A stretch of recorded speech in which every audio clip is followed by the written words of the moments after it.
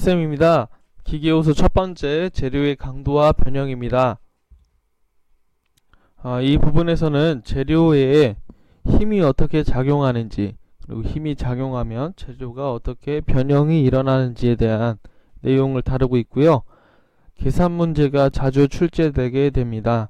그래서 여러분들 공식을 꼭 암기하시고 공식에 맞게 문제를 풀 수 있는 그런 계산 문제들을 공부하시면 되겠습니다. 가장 기본적으로 기계를 설계함에 있어서 이제 단위를 알아야 하는데요. 국제 단위계를 많이 사용합니다. SI 단위라고 해서 측정 단위를 국제적으로 통일한 체계입니다. 우리가 기계에서 많이 쓰는 단위로는 길이, 질량, 그리고 시간, 또 압력, 그리고 힘, 가속도 이런 것들을 많이 사용하게 됩니다. 특히나 파스칼이라고 하는 압력의 단위는 뉴턴 퍼 제곱미터로 표시할 수가 있습니다. 이 부분에 대해서는 나중에 응력을 설명할 때 다시 설명을 해드리도록 하겠습니다. 기계에서 하중이라는 것은 재료에 가해지는 힘을 이야기하는데요.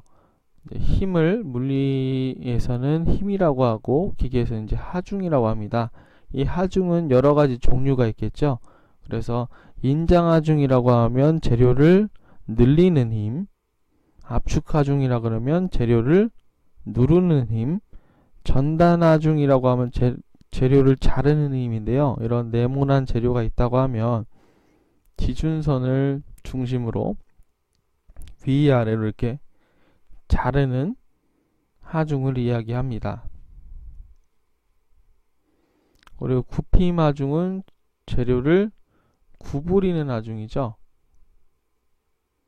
그래서 재료를 이렇게 구부리는 하중을 이야기하고요. 비틀림 하중은 우리가 축에서 많이 보게 됩니다.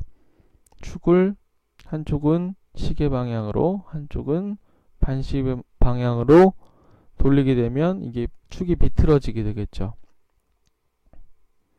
그래서 하중의 종류에 따라서 5가지 종류로 나눠볼 수가 있습니다. 또 하중이 걸리는 속도에 의한 분류로는 이런 제가 이전에 말씀드렸던 이 5가지 하중은 시간과 더불어서 변하지 않는, 시간이 지남에도 변하지 않는 정하중이라고 합니다. 인장하중, 압축하중, 전단하중, 굽힘하중, 비틀림하중, 이 5가지 하중은 시간이 변해도 힘의 크기가 변하지 않기 때문에 정하중이라고 하고요. 시간에 따라서 크기나 방향이 변화하는 하중이 동하중이라고 합니다. 이 동하중에도 여러가지 하중으로 나눌 수가 있는데요. 가장 자주 나오는 하중으로는 이 교번하중이 있습니다. 하중의 크기와 방향이 변하는 하중입니다. 교번하중은 한 번은 예를 들어서 한 번은 누르는 힘, 압축하중을 주었다가 한 번은 인장하중을 주고 다시 압축하중을 주었다가 인장하중을 주는, 이렇게 하중의 크기와 방향이 계속해서 변하죠. 그래서 교번하중이라고 하고요. 같은 말로는 양진하중이 되겠습니다. 반복하중은 계속 반복해서 작용하는 하중입니다. 그래서 인장하중을 계속 반복적으로 계속 인장하중을 반복적으로 주는, 지속적으로 주는 게 아니고 시간에 따라서 하중을 작용했다가 풀었다, 다시 작용했다가 풀었다 하는 규칙적인 하중을 반복하중이라고 합니다.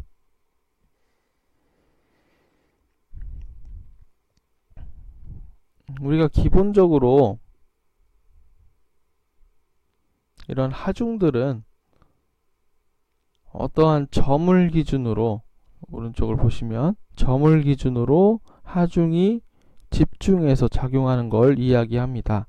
그래서 집중하중이라고 하는데요. 실생활에서는 집중하중만 존재하는 게 아니죠. 이렇게 분포하중과 같이 어떠한 면을 기준으로 전체가 하중을 받는 이런 형태의 하중도 있습니다. 그 하중을 분포하중이라고 합니다. 그래서 분포하중의 개념도 꼭 알아두시길 바랍니다.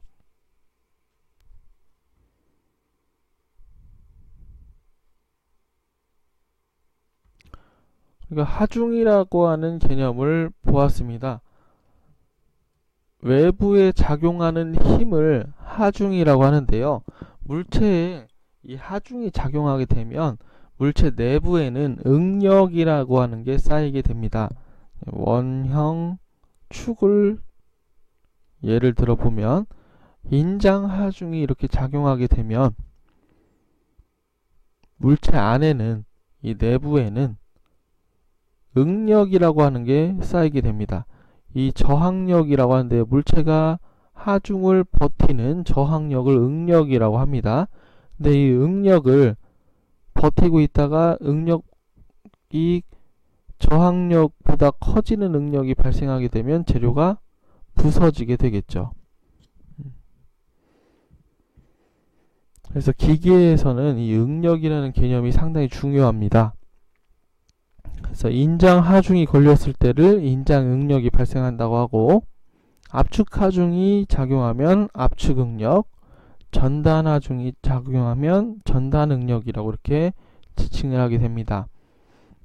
응력을 구하는 공식은 시그마는 A분의 P를 꼭 외워두셔야 합니다. 여기서 A는 단면적을 이야기하고요. 단위는 제곱 밀리미터입니다. 그리고 P는 인장력을 이야기합니다. 인장력, 인장 하중을 이야기하는 거죠. 힘. 그래서 단위는 뉴턴입니다. 여기서 단면적이라고 하면 하중을 받는 이 단면의 크기를 이야기하겠죠. 이 단면의 크기. 그리고 힘이라고 하면 여기 가해진, 재료에 가해지는 하중을 이야기하겠습니다. 단위가, 힘의 단위는 뉴턴이죠. 그리고 기기에서는 밀리미터 단위를 많이 쓰므로 단면적의 단위는 제곱 밀리미터입니다. 그래서 숫자는 약분이라는 게 돼서 간단한 숫자로 나타내지기도 하는데, 단위는 서로 간의 차원이 다르죠. 뉴턴이라고 하는 건 힘의 차원이고 밀리미터라고 하는 건 길이의 차원이죠. 그래서 나눠지지가 않습니다. 그래서 퍼라고 하는 분수를 의미하는 퍼를 놓고 이렇게 뉴턴 퍼 제곱 밀리미터로 단위를 적게 됩니다. 앞으로는 단위를 이야기할 때는 대괄호를 쓰도록 하겠습니다. 그래서 인장응력은 구하는 공식이 A분의 P고, 압축응력도 마찬가지입니다. 하지만 서로 방향이 반대인 거죠. 인장은 늘리는 힘이 작용했을 때 발생하는 응력을 이야기하고, 압축응력은 누르는 힘이 발생했을 때 생기는 응력을 이야기합니다. 전단응력도 형태만 다를 뿐이죠. 자르는 힘이 작용했을 때 발생하는 응력을 전단응력이라 하고요.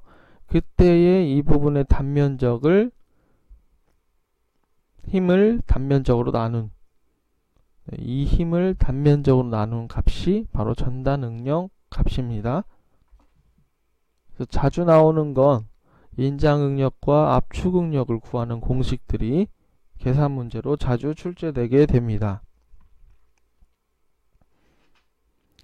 재료의 응력이 쌓이게 되면 재료는 이제 변형을 시작하게 되겠죠. 고무줄도 힘을 주게 되면 변형이 일어나듯이 철 재료도, 금속 재료도, 또는 기계 재료도 외력에 의해서 응력이 쌓이고 그로 인해서 변형이 일어나게 됩니다. 여기서 변형률이라고 하는 건 변형되는 비율을 이야기합니다. 그래서 변형률은 입실론이라고 하는 문자를 쓰고요. 공식을 먼저 적어 보겠습니다. L분의 L' L 이렇게 하는데, 여기서 L은 처음 길이입니다. 처음 길이. L'은 나중 길이입니다. 이 개념을 꼭 아셔야 되는데, 10mm 짜리 자가 있다고 봅시다. 강철자. 얘를 이렇게 늘렸어요. 늘리니까 나중에는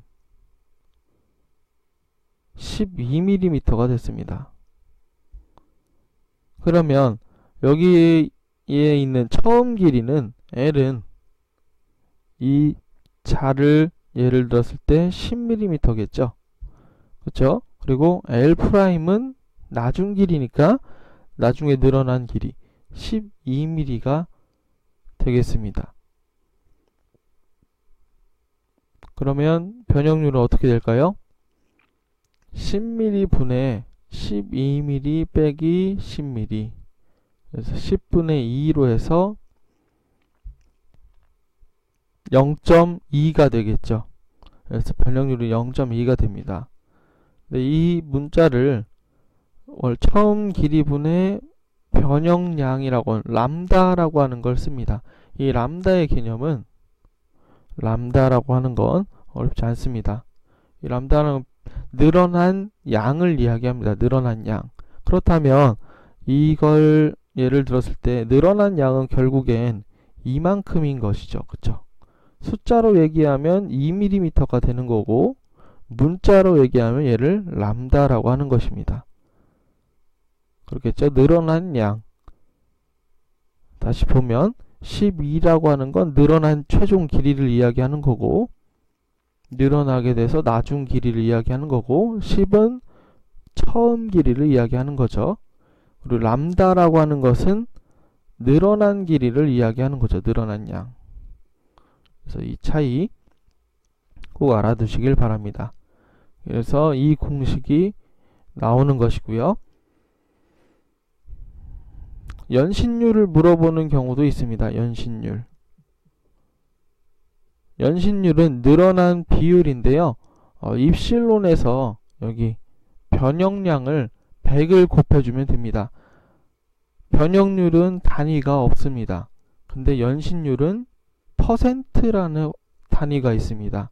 그래서 늘어난 비율에서 곱하기 100을 해주면, 예를 들어서 지금 여기 있는 이 강철자는 0.2가 변형률이었죠. 여기다 곱하기 100을 하게 되면 20%가 되는 것이죠. 그러면 이 자는 20%가 늘어났다. 연신율이 20%다. 라고 이렇게 연신율을 구할 수가 있게 됩니다. 관련된 문제가 여기 개념잡기 문제를 꼭 풀어보시기 바랍니다. 연신율에 대한 이야기입니다. 그래서 폭점거리가 처음 거리를 이야기하고요. 인장시켰더니 나중 길이가 110이란 얘기죠. 지름은 사용하지 않죠. 연신율에서는요. 이렇게 응력과 변형률에 대한 공식을 살펴보았습니다. 근데 이 응력과 변형률의 관계를 설명해 놓은 훅이라는 사람이 이 응력과 변형률의 관계를 설명했습니다. 그래서 응력은 시그마는 탄성계수라고 하는 숫자 곱하기 변형률이더라. 이제 됩니다. 여기서 2라고 하는 문자는 탄성계수라고 하는데요.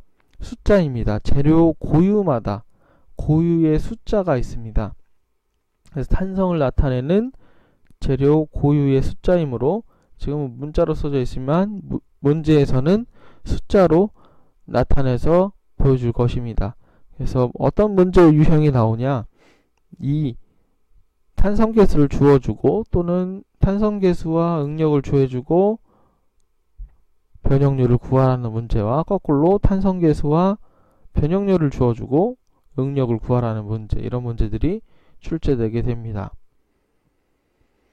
그럼 우리가 여기 어드바이스를 잠깐 보시면 지금 훅의 법칙이 시그마는 2 곱하기 입실론이죠. 그렇죠? 근데 입실론은 아까 변형률에서 보았듯이 L분의 람다라고 하는 처음 길이분의 늘어난 양으로 표시할 수가 있습니다. 이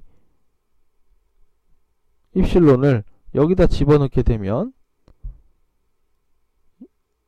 이 공식이 나오죠. 맞죠? 네, 이 공식이 나오게 됩니다. 이 공식이 나오게 되죠. 입실로만 바꿨을 뿐이죠. 그리고 아까 맨 처음에 보았던 응력의 공식 시그마는 A분의 P 라고 하는 공식이 있죠. 그게 여기에 나와 있습니다. 그래서 이 네 가지 공식이 하나로 묶여 있는 것이죠. 이 공식들을 꼭 외워두시길 바랍니다. 저 공식이 가장 기준이 되는 공식입니다. 그래서 이 변형률을 구하는 문제가 변형량을 구하는 문제가 가끔 출제가 됩니다.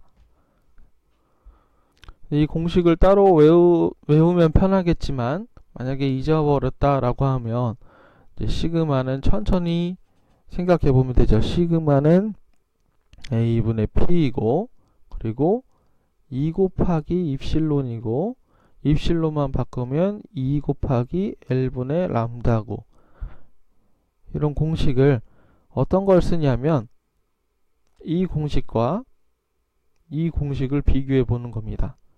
이 안에 람다가 있죠. 그렇죠? 그러면 A분의 P는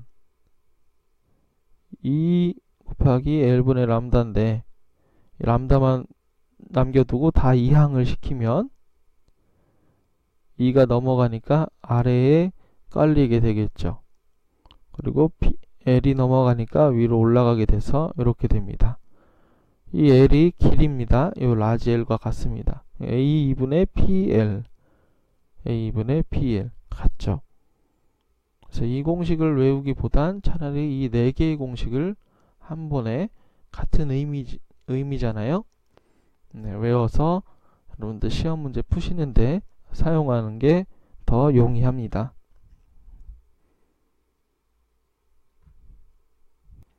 그리고 하나 설명을 추가적으로 할 게 필요한데요. 열 능력에 대한 내용을 살짝 말씀드리겠습니다. 열 응력이라고 하는 건 열에 의해서 응력이 발생하는 경우를 이야기합니다. 그래서 파란색 재료가 빨간색 받침대 안에 끼어 있는데요. 여기다가 아래에 불을 이렇게 붙이게 되면 이 재료가 늘어나게 되겠죠. 온도에 의해서. 그로 인해서 늘어나는데 이 빨간색 막대가 막고 있으니까 자동적으로 압축 응력이 발생하는 이 응력을 받게 됩니다. 이때의 응력을 열에 의한 응력이라고 해서 열응력이라고 합니다. 열응력은 2 곱하기 선팽창계수라고 하는 알파 값과 T2-T1이라고 하는 이 값을 곱해주게 됩니다. 여기에서 알파는 선팽창계수이고요. 얘도 숫자입니다. 2도 탄성계수 숫자죠. 앞에 알파도 선팽창계수 숫자입니다. T2는 나중온도, 이 온도가 달궈졌을 때 이 재료가 달궈졌을 때 온도, T1은 처음 온도 해서 이 열응력 구하는 공식도 꼭 외워두시길 바랍니다. 자, 이렇게 해서 기본적인 우리 공식들을 응력과 변형률, 후계 법칙, 그리고 열응력 공식까지 알아봤고요. 이와 관련된 기출 문제를 이렇게 정리해서 보여드리겠습니다. 이 기출 문제를 푸시면서 이론과 비교해 보면서 공부하시면 도움이 되실 겁니다. 네, 감사합니다.